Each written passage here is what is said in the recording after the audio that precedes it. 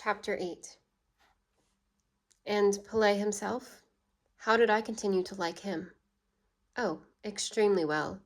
Nothing could be more smooth, gentlemanlike, and even friendly than his demeanor to me.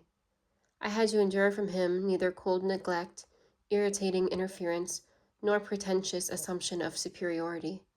I fear, however, two poor, hard-worked Belgian ushers in the establishment could not have said as much. To them, the director's manner was invariably dry, stern, and cool. I believe he perceived once or twice that I was a little shocked at the difference he made between them and me, and accounted for it by saying, with a quiet, sarcastic smile, "They're just Flemings, come on." And then he took his cigar gently from his lips and spat on the painted floor of the room in which we were sitting. Flemings, yes, certainly they were, and both had the true Fleming physiognomy, where intellectual inferiority is marked in lines none can mistake. Still, they were men, and in the main, honest men, and I could not see why their being aboriginals of the flat, dull soil should serve as a pretext for treating them with perpetual severity and contempt. This idea of injustice somewhat poisoned the pleasure I might otherwise have derived from Pelé's soft, affable manner to myself. Certainly it was agreeable, when the day's work was over, to find one's employer an intelligent and cheerful companion, and if he was sometimes a little sarcastic and sometimes a little too insinuating, and if I did discover that his mildness was more a matter of appearance than of reality, if I did occasionally suspect the existence of flint or steel under an external covering of velvet, still, we are none of us perfect.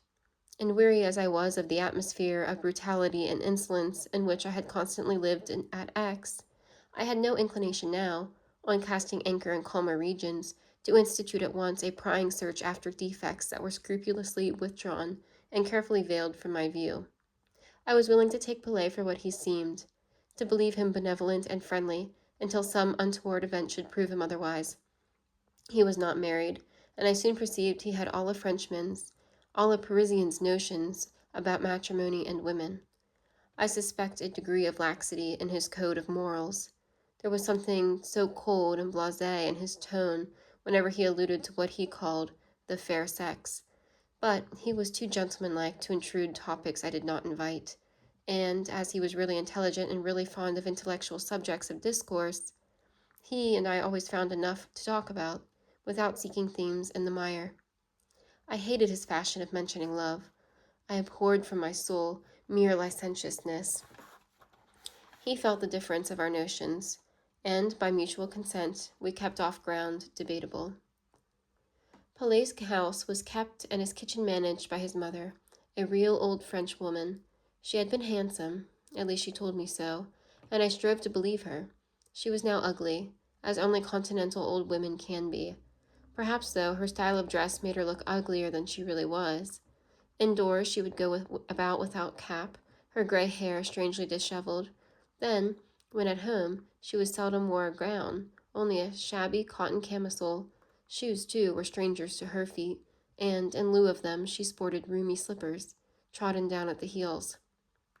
On the other hand, whenever it was her pleasure to appear abroad, as on Sundays and fête days, she would put on some very brilliant colored dress, usually of thin texture, a silk bonnet with a wreath of flowers, and a very fine shawl.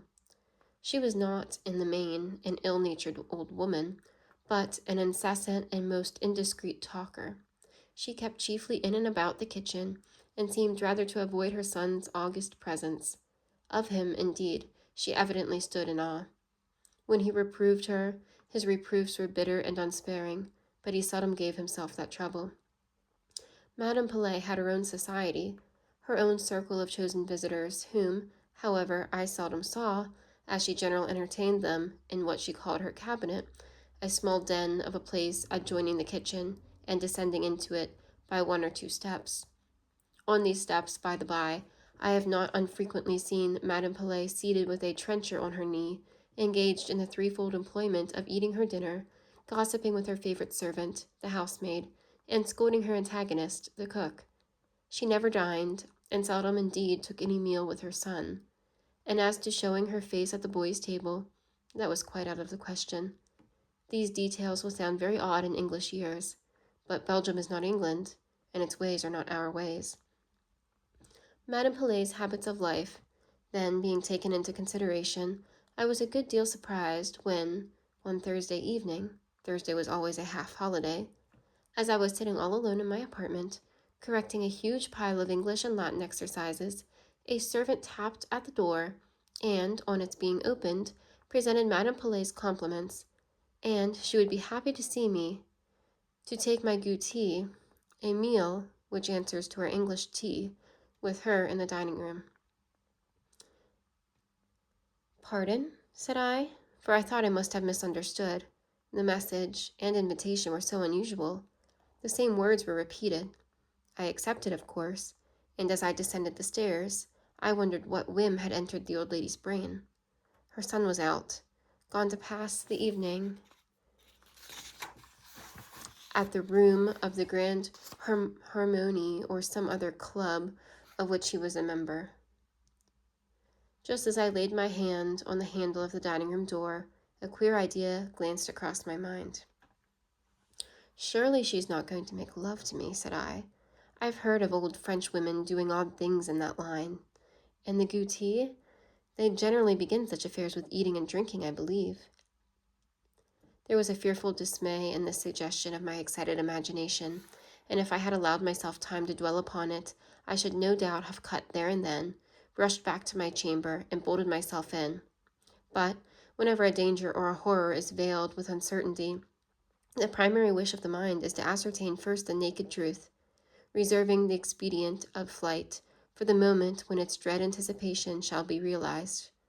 I turned the door handle, and, in an instant, had crossed the fatal threshold, closed the door behind me, and stood in the presence of Madame Pelet. Gracious heavens! The first view of her seemed to confirm my worst apprehensions.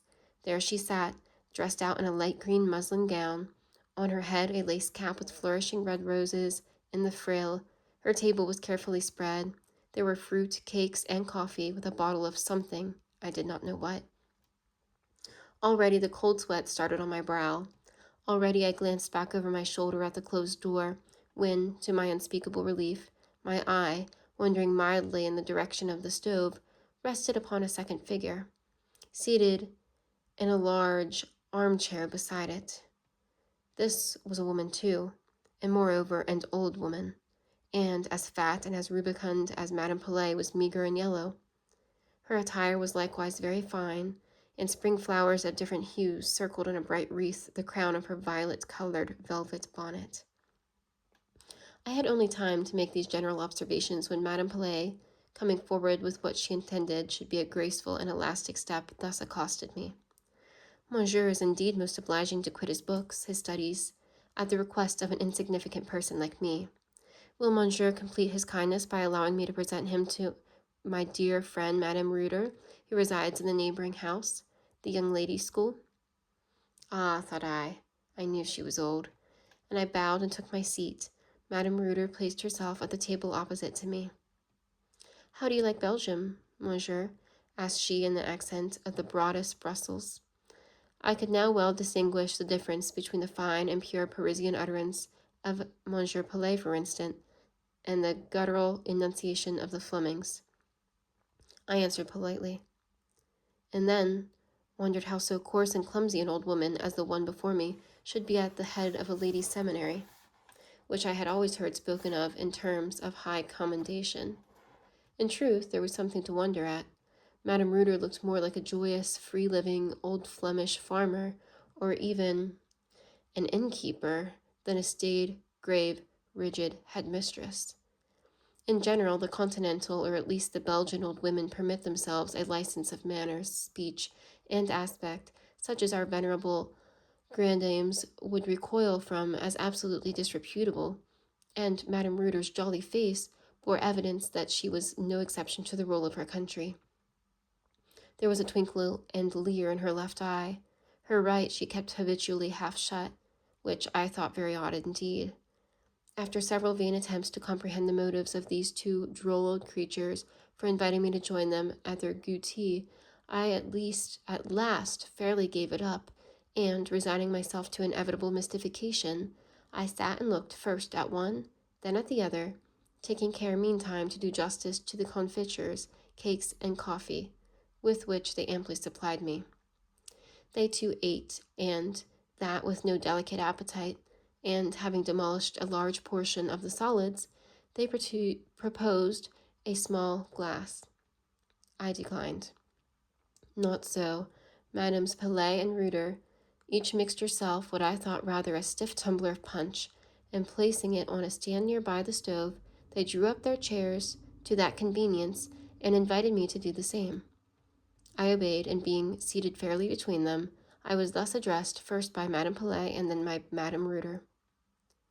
"We will now speak of business," said Madame Pelet, and she went on to make an elaborate speech, which, being interpreted, was to the effect that she had asked for the pleasure of my company that evening in order to give her friend, Madame Reuter, an opportunity of broaching an important proposal which might turn out greatly to my advantage. "Provided you are well behaved," said Madame Reuter, "and truth be told, you certainly look the part. Take 1 drop of the punch, or punch, as she pronounced it. It is an agreeable and wholesome beverage after a full meal." I bowed, but again declined. She went on. "I feel," she said, after a solemn sip, "I feel profoundly the importance of the commission with which my dear daughter has entrusted me, for you are aware, monsieur, that it is my daughter who directs the establishment in the next house." "Ah, I thought it was yourself, madam," though indeed at that moment I recollected that it was called Mademoiselle, not Madame Reuter's boarding school. "Oh no. I manage the house and look after the servants, as my friend Madame Pelet does for Monsieur her son. Nothing more." "Ah, you thought I gave lessons in class, did you?" And she laughed loud and long, as though the idea tickled her fancy amazingly. "Madame is in the wrong to laugh," I observed. "If she does not give lessons, I am sure it is not because she cannot." And I whipped out a white pocket handkerchief and wafted it, with a French grace, past my nose, bowing at the name time. "What a charming young man," murmured Madame Pelet in a low voice. Madame Reuter, being less sentimental, as she was Fleming and not French, only laughed again. "You are a dangerous person, I fear," said she, "if you can forge compliments at that rate. Zoraide will positively be afraid of you, but if you are good, I will keep your secret, and not tell her how well you can flatter. Now listen, what sort of proposal she makes to you. She has heard that you are an excellent professor, and as she wishes to get the very best masters for her school, for Zoraide does everything like a queen. She is a true mistress. She has commissioned me to step over this afternoon and sound Madame Pelet as to the possibility of engaging you. Zoraide is a wary general. She never advances without first examining well her ground. I don't think she would be pleased if she knew I had already disclosed her intentions to you. She did not order me to go so far, but I thought there would be no harm in letting you into the secret, and Madame Pelet was of the same opinion. Take care, however, you don't betray either of us to Zoraide, to my daughter, I mean. She is so discreet and circumspect herself, she cannot understand that one should find a pleasure in gossiping a little." "He is absolutely my son," cried Madame Pelet. "All the world has so changed since our girlhood," rejoined the other. "Young people have such old heads now. But to return, monsieur, Madame Pelet will mention the subject of your giving lessons to my daughter, and you will introduce the subject as if the first intimation of it had reached you from Monsieur Pelet himself, and be sure you never mention my name, for I would not displease Zoraide on my account." "Bien, bien," interrupted I, for all this chatter and circumlocution began to bore me very much. "I will consult Monsieur Pelet, and the thing shall be settled as you desired. Good evening, madams. I am infinitely obliged to you." "What, you're leaving already?" exclaimed Madame Pelet. "Have something else, monsieur. A baked apple, biscuits, another cup of coffee?" "Merci, merci, madame. Au revoir." And I backed at last out of the apartment. Having regained my own room, I set myself to turn over in my mind the incident of the evening. It seemed a queer affair altogether, and queerly managed. The 2 old women had made quite a little intricate mess of it. Still, I found that the uppermost feeling in my mind on the subject was one of satisfaction. In the first place, it would be a change to give lessons in another seminary, and then to teach young ladies would be an occupation so interesting. To be admitted to an all-ladies boarding school would be an incident so new in my life. Besides, thought I, as I glanced at the boarded window, I shall now at last see the mysterious garden. I shall gaze both on the angels and their Eden.